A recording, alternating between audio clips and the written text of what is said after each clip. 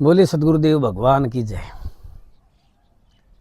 आज हम देखते हैं कि भाई समाज के अंदर, घरों के अंदर ज़्यादातर जो नई नई शादियां होती हैं, उन लड़कियों का जीवन थोड़ा क्लेश में दिखाई जान पड़ता है, क्योंकि जगह जगह घटनाएं हम देखते हैं और बहुत ज़्यादा तलाक के केस हमने देखे हैं। तो देखिए, सासू जो शब्द है, सासु अनुशिष्टौ धातुत्वात् उत्पन्नो अयं शब्दः, ये जो शब्द है सासु अनुशिष्टौ धातु से उत्पन्न हुआ है और इसका अर्थ है अनुशासित करना, अनुशासन बनाना। और सासू घर में आई नई नवेली दुल्हन को अपनी बेटी के समान समझ करके उसे अपने घर के कानून कायदे, व्यवहार, बोलचाल का ढंग, खाना बनाने का ढंग, उठने बैठने का ढंग, किसके पैरों को छूना है, किसको नमस्कार करना है, इस प्रकार से वो जो सासू है उस नई नवेली दुल्हन को ये शिक्षा देती है, इसीलिए उसका नाम सासू रखा गया। और आज का जो समाज है इसके अंदर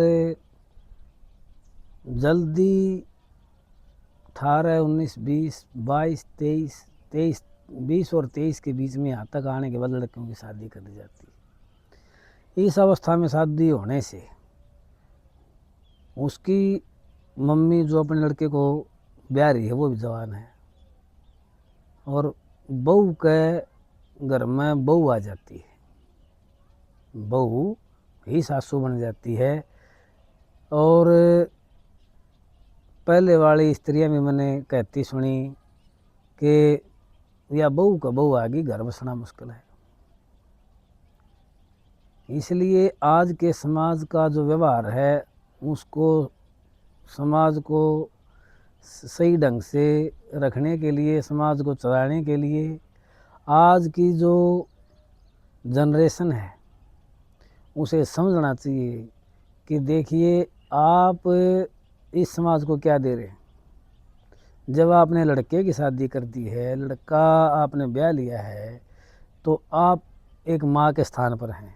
माँ के स्थान पर हैं तो जो आपकी पुत्रवधू है उसके साथ अच्छा व्यवहार करो, अच्छी शिक्षा दो और आप थोड़ा सा सादा जीवन जीने का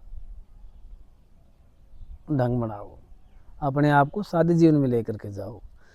क्योंकि ओढ़ना पहनना तो वो सब काम तो अब पुत्रवधू के निमित्त है, अब उनकी ज़िंदगी है, उनको जीने दो अच्छे से।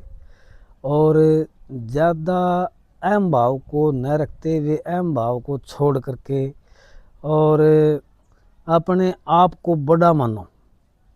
यदि आप अपने आप को बड़ा मानने लग जाओगे तो आप ऑटोमेटिकली बड़े विचारों में आ जाएंगे, आपके अंदर अच्छे विचार उत्पन्न होंगे और आपके घर में क्लेश नहीं होगा, आपके घर में कोई दुविधा नहीं होगी, आपका और आपकी पुत्रवधू का जीवन सुखमय व्यतीत होगा।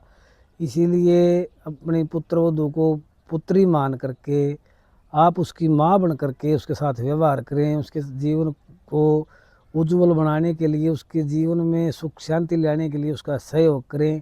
वो नादान है, वो अनभिज्ञ है और उसे समाज का तौर तरीका जो है ना मालूम नहीं है। और आज का जो समाज है ये खुला समाज है।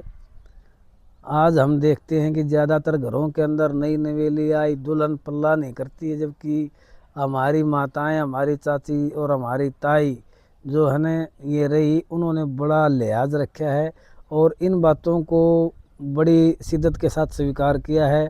उन्होंने कभी भी किसी से पल्ला मुख दिखाया नहीं, पल्ला खोला नहीं। और आज की जो जनरेशन इन बातों को मान नहीं रही है। ये कुछ संस्कारों की कमी है। संस्कार तो जब समाज में संस्कार नहीं है तो बच्चे में संस्कार कहाँ से आएंगे, क्योंकि हर जगह खुलापन है। तो खुलापन है फिर भी मर्यादित ढंग से उसको जियो ना। खुलापन है, खुलेपन में हम जी रहे हैं, खुला समाज आज हमारे सामने है तो और हम उस बात को सहन भी नहीं कर पा रहे, फिर भी उस ढंग में भी आप मर्यादा को रखें, उस अवस्था में भी आप मर्यादा को बना करके रखें और तब जा कर के समाज एक सुदृढ़ समाज, अच्छा समाज और प्रेरणादायक समाज का निर्माण होगा। नहीं तो देखो आज जगह जगह तलाक के कागज़ उठाए फिरे हैं वकील, और लोग लड़के और लड़कियां तारीखों पर जा रहे हैं, उनका आने वाला भविष्य ख़राब है। ये नहीं पता कितना टाइम और ख़राब होगा और कितना हो लिया, और आगे वाले आने वाले जीवन में उन्हें कोई अच्छा साथी, जीवन साथी मिलेगा या नहीं मिलेगा, वो किसी पर विश्वास कर पाएंगे या नहीं कर पाएंगे। बड़ी बड़ी समस्याएं हैं उन बच्चों के सामने। इसीलिए अपने बेटा बेटी का, अपने पुत्र का और अपना पुत्र वधू का जो है ना जीवन ख़त्म होने से बचाएं, माँ बाप का कर्तव्य है। और आज का समाज में बड़ी ज़रूरत है बच्चों को अपने माँ बाप के सहयोग की। उन्हें सुथरी शिक्षा दें, उन्हें अच्छी दिशा दें, उन्हें जीवन का महत्व समझाएं, समय का महत्व समझाएं, अवस्था का महत्व समझाएं, और अपने बेटा बेटी को एक अच्छा नागरिक बनाएं, समाज को एक अच्छा नागरिक बना करके दें। तब जा कर के इस समाज के अंदर एक शांति प्रिय और शांतिशील और अच्छे समाज का निर्माण होगा। और हमारे बच्चे हैं, हमारे बच्चों का जो आने वाला जीवन है वो सुखपूर्वक जिएंगे ऐसी शिक्षा के साथ।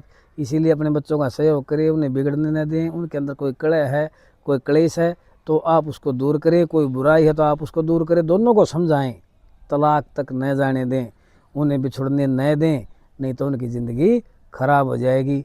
बोलिए गुरु गोरखनाथ जी महाराज की।